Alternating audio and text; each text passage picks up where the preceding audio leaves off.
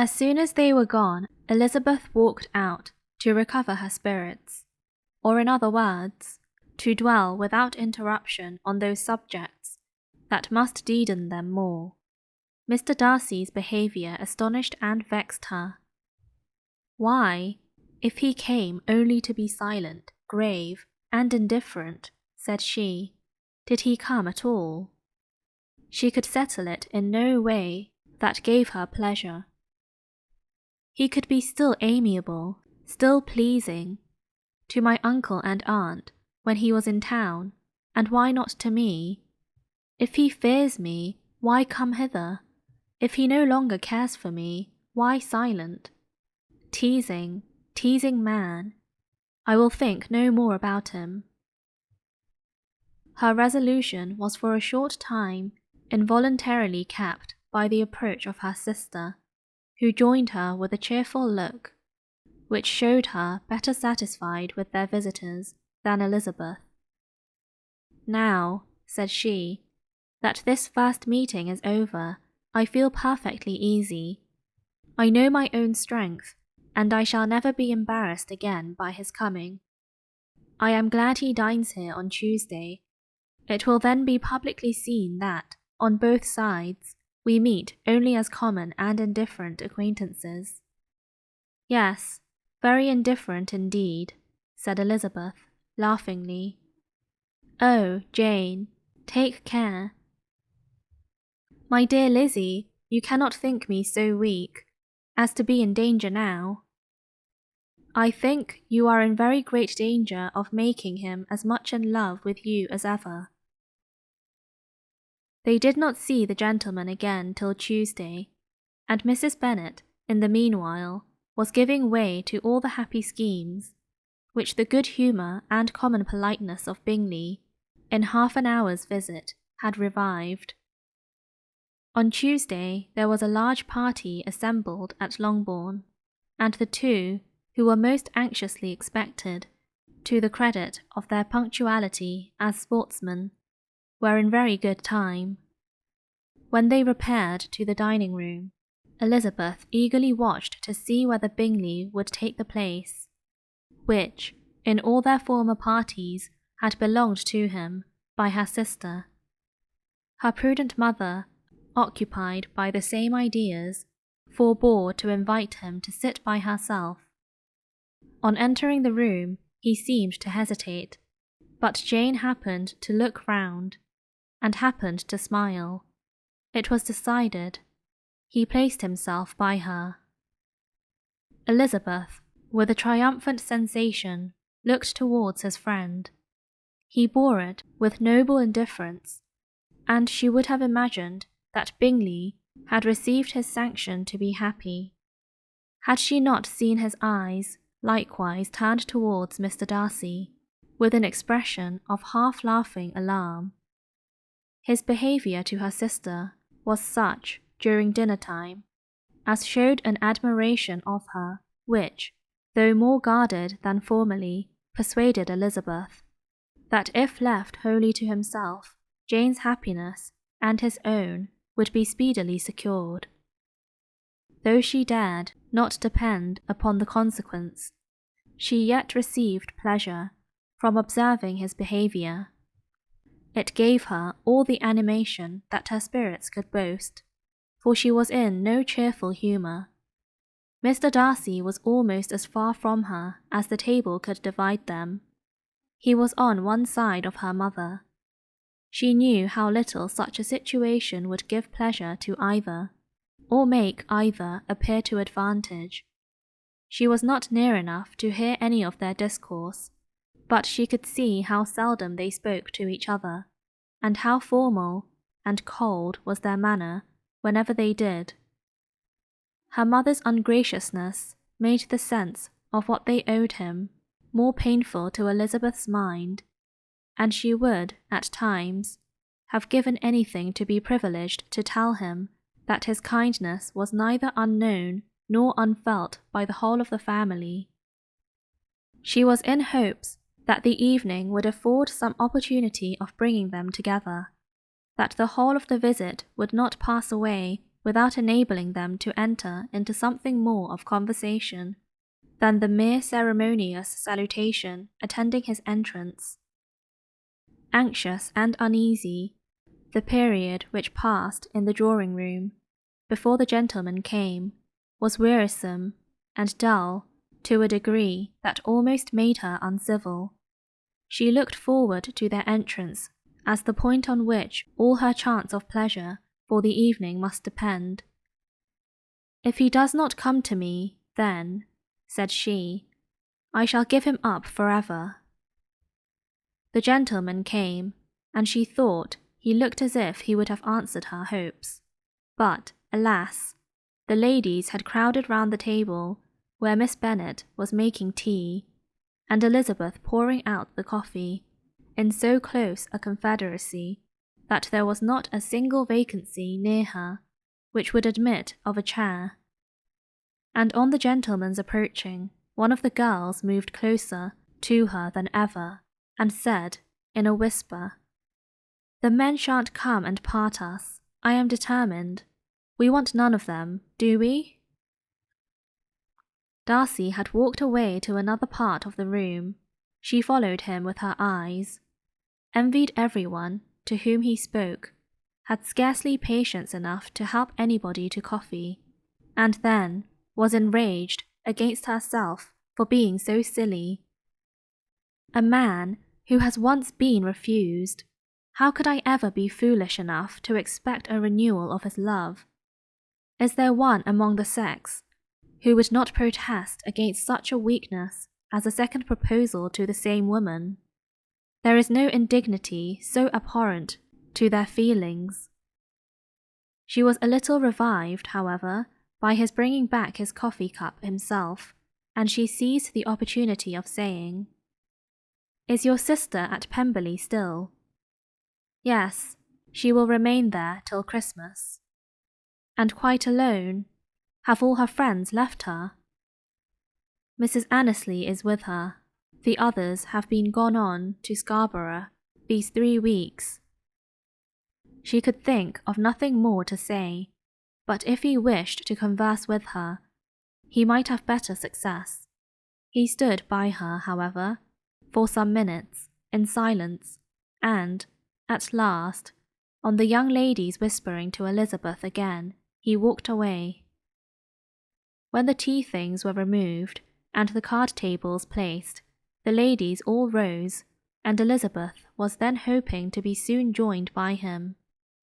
When all her views were overthrown by seeing him fall a victim to her mother's rapacity for whist players, and in a few moments after seated with the rest of the party, she now lost every expectation of pleasure. They were confined for the evening at different tables, and she had nothing to hope, but that his eyes were so often turned towards her side of the room as to make him play as unsuccessfully as herself. Mrs. Bennet had designed to keep the 2 Netherfield gentlemen to supper, but their carriage was unluckily ordered before any of the others, and she had no opportunity of detaining them. "Well, girls," said she, as soon as they were left to themselves, "what say you to the day? I think everything has passed off uncommonly well, I assure you. The dinner was as well dressed as any I ever saw. The venison was roasted to a turn, and everybody said they never saw so fat a haunch. The soup was 50 times better than what we had at the Lucases last week, and even Mr. Darcy acknowledged that the partridges were remarkably well done, and I suppose he has 2 or 3 French cooks at least. And, my dear Jane, I never saw you look in greater beauty.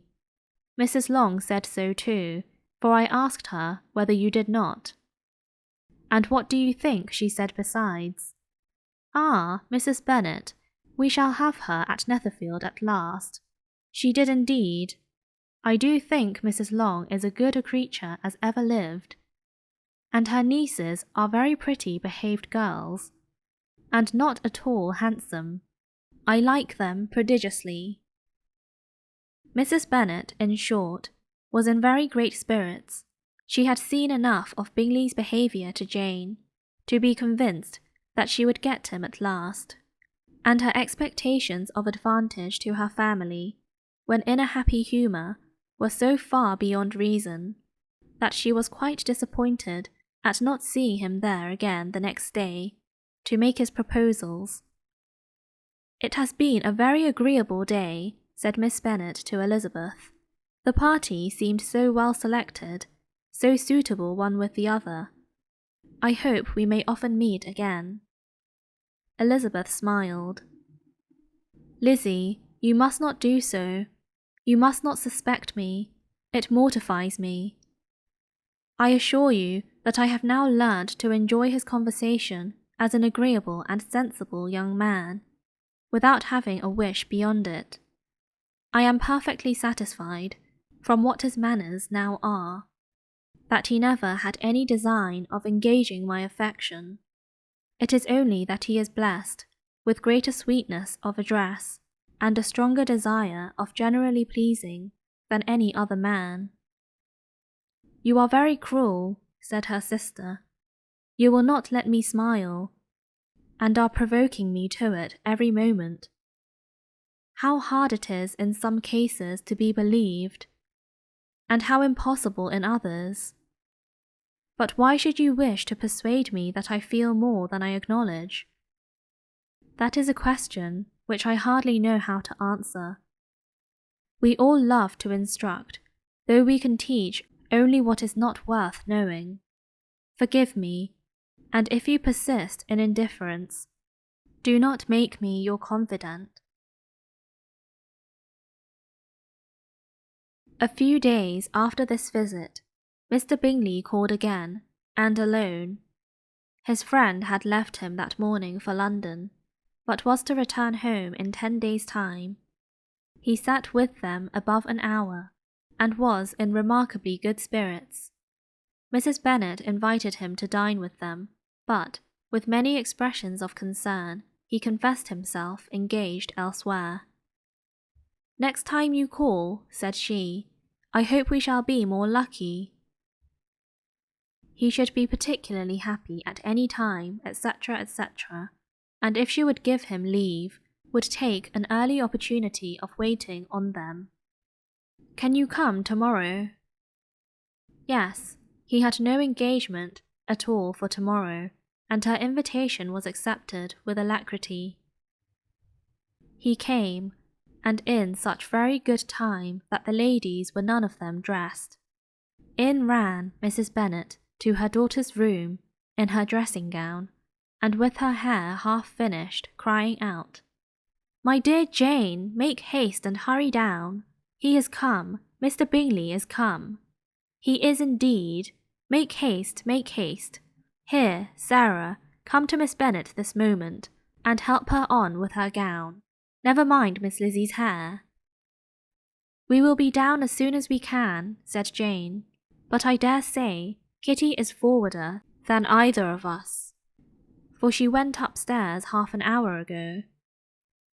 "Oh, hang Kitty, what has she to do with it? Come, be quick, be quick. Where is your sash, my dear?"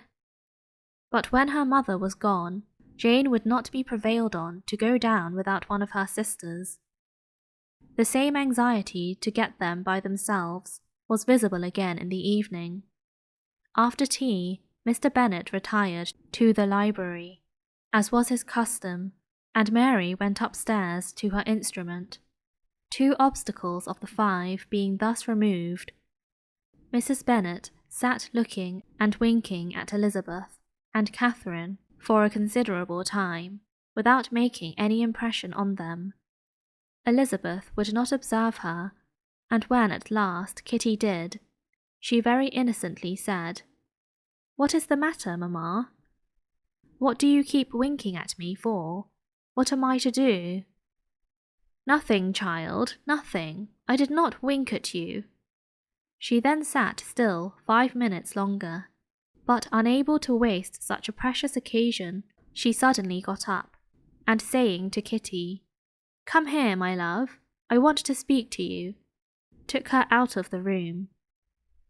Jane instantly gave a look at Elizabeth, which spoke her distress at such premeditation, and her entreaty that she would not give in to it. In a few minutes, Mrs. Bennet half opened the door and called out, "Lizzie, my dear, I want to speak with you." Elizabeth was forced to go. "We may as well leave them by themselves, you know," said her mother, as soon as she was in the hall. "Kitty and I are going upstairs to sit in my dressing-room." Elizabeth made no attempt to reason with her mother, but remained quietly in the hall, till she and Kitty were out of sight, then returned into the drawing-room. Mrs. Bennet's schemes for this day were ineffectual. Bingley was everything that was charming, except the professed lover of her daughter. His ease and cheerfulness rendered him a most agreeable addition to their evening party, and he bore with the ill-judged officiousness of the mother, and heard all her silly remarks with a forbearance and command of countenance particularly grateful to the daughter. He scarcely needed an invitation to stay supper, and before he went away an engagement was formed, chiefly through his own and Mrs. Bennet's means, for his coming next morning to shoot with her husband. After this day, Jane said no more of her indifference. Not a word passed between the sisters concerning Bingley, but Elizabeth went to bed in the happy belief that all must speedily be concluded, unless Mr. Darcy returned within the stated time. Seriously, however, she felt tolerably persuaded that all this must have taken place with that gentleman's concurrence. Bingley was punctual to his appointment, and he and Mr. Bennet spent the morning together, as had been agreed on. The latter was much more agreeable than his companion expected. There was nothing of presumption or folly in Bingley that could provoke his ridicule, or disgust him into silence, and he was more communicative and less eccentric than the other had ever seen him. Bingley, of course, returned with him to dinner, and in the evening Mrs. Bennet's invitation was again at work, to get everybody away from him and her daughter. Elizabeth, who had a letter to write, went into the breakfast-room for that purpose soon after tea, for as the others were all going to sit down to cards, she could not be wanted to counteract her mother's schemes.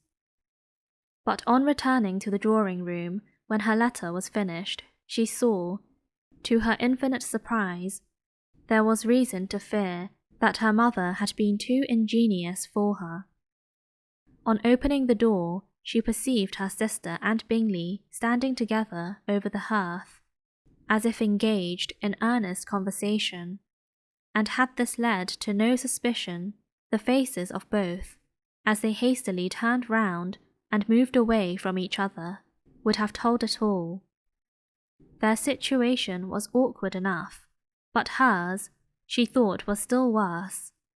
Not a syllable was uttered by either, and Elizabeth was on the point of going away again, when Bingley, who as well as the other had sat down, suddenly rose, and whispering a few words to her sister, ran out of the room.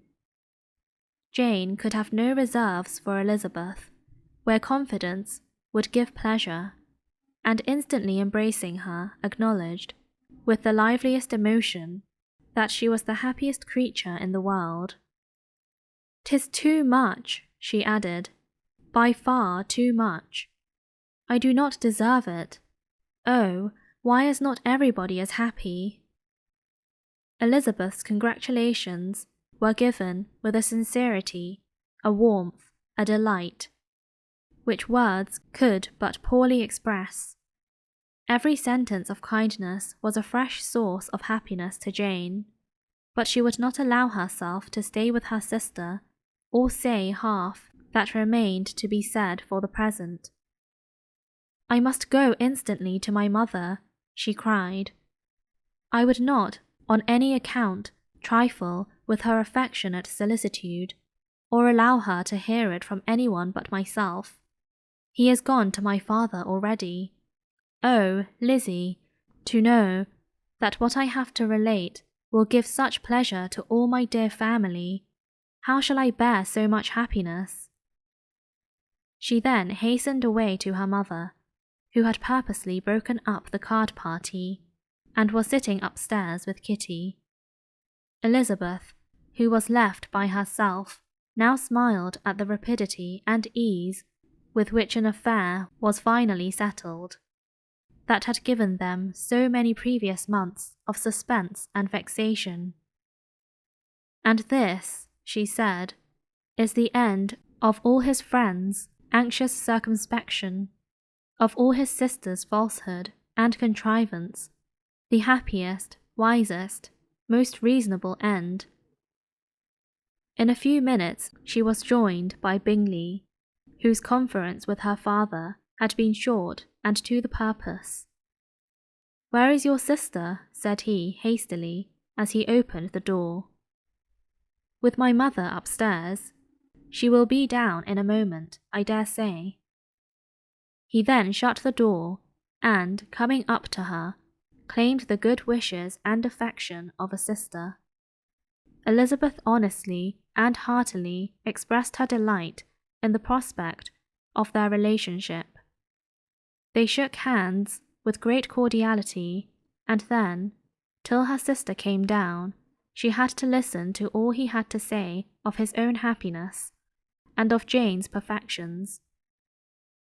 And in spite of his being a lover, Elizabeth really believed all his expectations of felicity to be rationally found, because he had for basis the excellent understanding and super-excellent disposition of Jane, and a general similarity of feeling and taste between her and himself.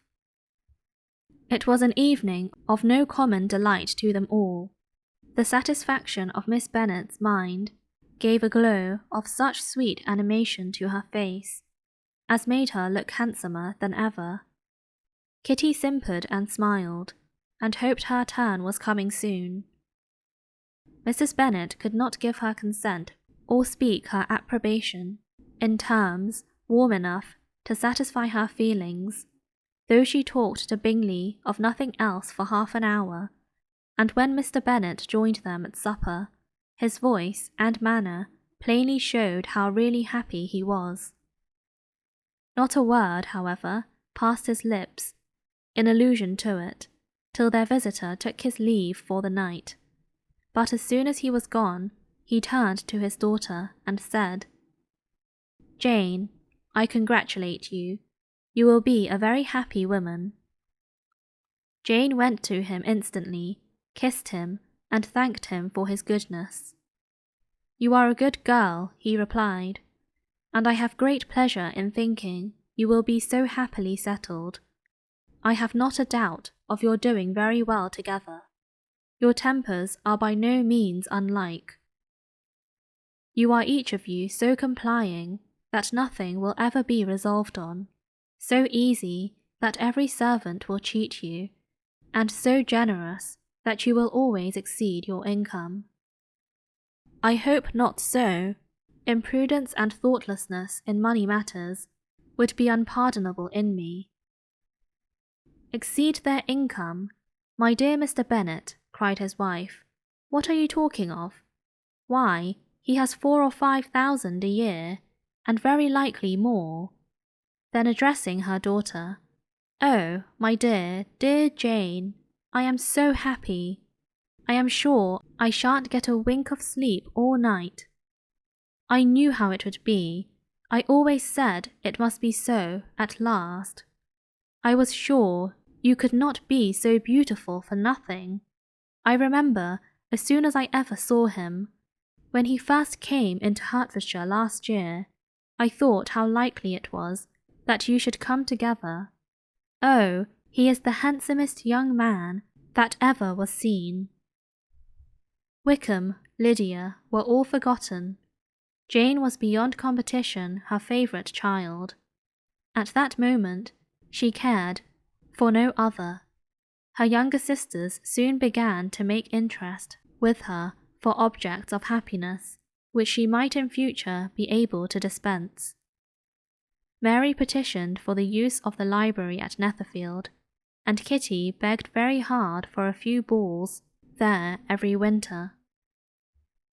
Bingley, from this time, was of course a daily visitor at Longbourn, coming frequently before breakfast, and always remaining till after supper, unless when some barbarous neighbour, who could not be enough detested, had given him an invitation to dinner which he thought himself obliged to accept. Elizabeth had now but little time for conversation with her sister, for while he was present, Jane had no attention to bestow on anyone else, but she found herself considerably useful to both of them in those hours of separation that must sometimes occur. In the absence of Jane, he always attached himself to Elizabeth, for the pleasure of talking of her, and when Bingley was gone, Jane constantly sought the same means of relief. "He has made me so happy," said she one evening, "by telling me that he was totally ignorant of my being in town last spring. I had not believed it possible." "I suspected as much," replied Elizabeth, "but how did he account for it?" "It must have been his sister's doing. They were certainly no friends to his acquaintance with me, which I cannot wonder at, since he might have chosen so much more advantageously in many respects. But when they see, as I trust they will, that their brother is happy with me, they will learn to be contented, and we shall be on good terms again, though we can never be what we once were to each other." "That is the most unforgiving speech," said Elizabeth, "that I ever heard you utter. Good girl, it would vex me, indeed, to see you again the dupe of Miss Bingley's pretended regard. Would you believe it, Lizzie, that when he went to town last November, he really loved me, and nothing but a persuasion of my being indifferent would have prevented his coming down again. He made a little mistake, to be sure, but it is to the credit of his modesty." This naturally introduced a panegyric from Jane on his diffidence, and the little value he put on his own good qualities. Elizabeth was pleased to find that he had not betrayed the interference of his friend, for, though Jane had the most generous and forgiving heart in the world, she knew it was a circumstance which must prejudice her against him. "I am certainly the most fortunate creature that ever existed," cried Jane. "Oh, Lizzie, why am I thus singled from my family, and blessed above them all? If I could but see you as happy, if there were but such another man for you! If you were to give me 40 such men, I never could be so happy as you. Till I have your disposition, your goodness, I never can have your happiness. No, no, let me shift for myself, and perhaps, if I have very good luck, I may meet with another Mr. Collins in time." The situation of affairs in the Longbourn family could not be long a secret. Mrs. Bennet was privileged to whisper it to Mrs. Phillips, and she ventured, without any permission, to do the same by all her neighbours in Meryton. The Bennets were speedily pronounced to be the luckiest family in the world, though only a few weeks before, when Lydia had first run away, they had been generally provoked to be marked out for misfortune.